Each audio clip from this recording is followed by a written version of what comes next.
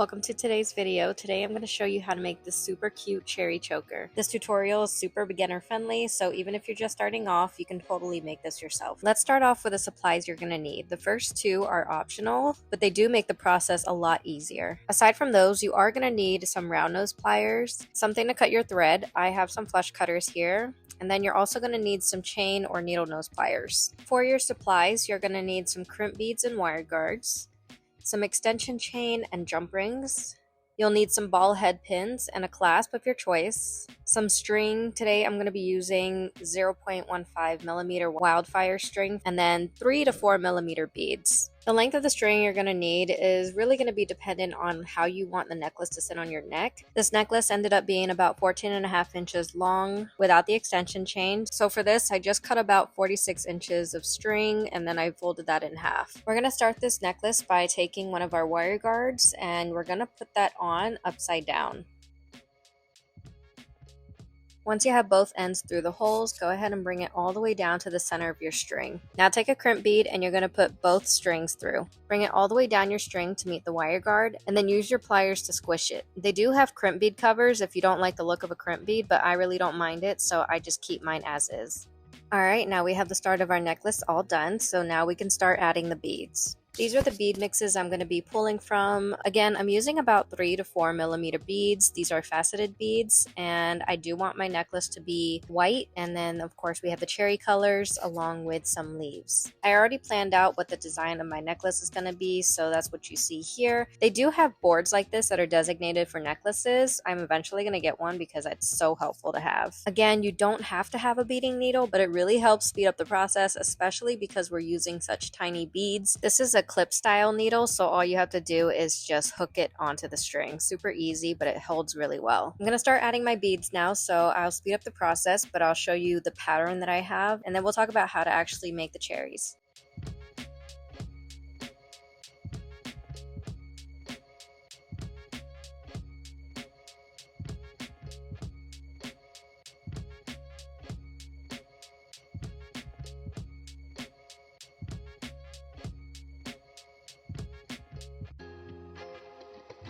Alright, I ended up doing 4 cherries in total on this choker, so what you're going to do is you're going to add 1 green bead and 2 red beads. Bring those down to meet your other beads, and then you're just going to push the 2 red beads away from the green beads so that way you have some space to work. You're going to thread your string back around into the green bead again from the left to the right, and this is another reason why the needle comes in super handy. Continue pulling that string through, bringing the beads all close together, and then adjust your 2 red beads so that way they sit perfectly under the green beads where they eventually become cherries.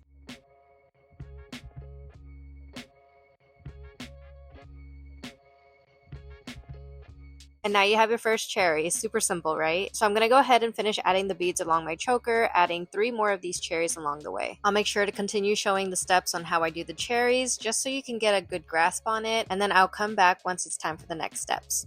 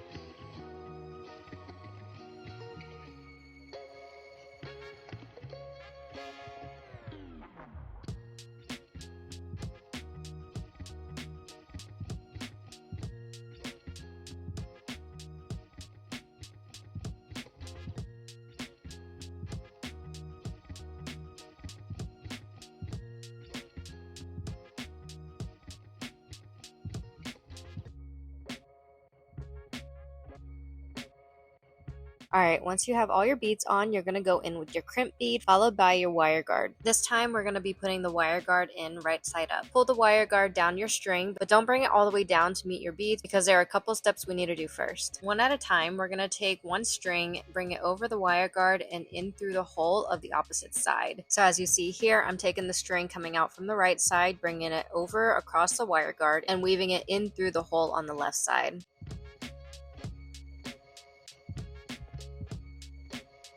You're going to do the exact same thing with the other string, going over and across the wire guard and down through the right hole.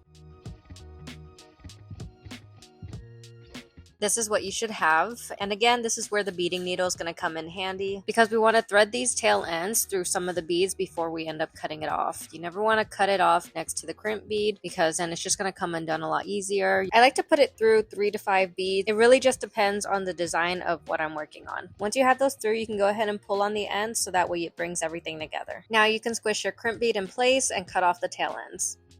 Now that you have your ends of your chokers done, we're going to add the clasp and extension links. I'm going to attach my extension chain and my lobster clasp both using a jump ring. If you don't have one of these rings that I'm wearing, you can just use 2 sets of pliers.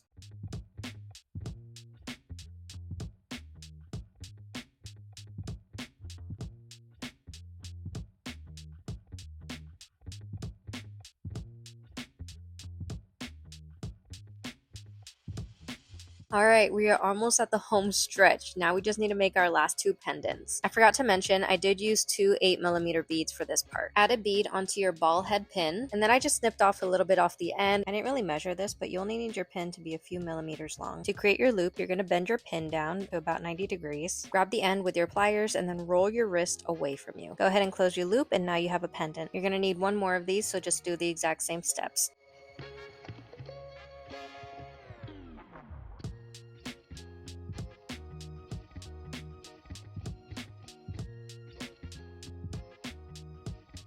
Now you're going to create your cherries, so go ahead and take a jump ring and add the 2 pendants that you just created onto the jump ring along with a leaf.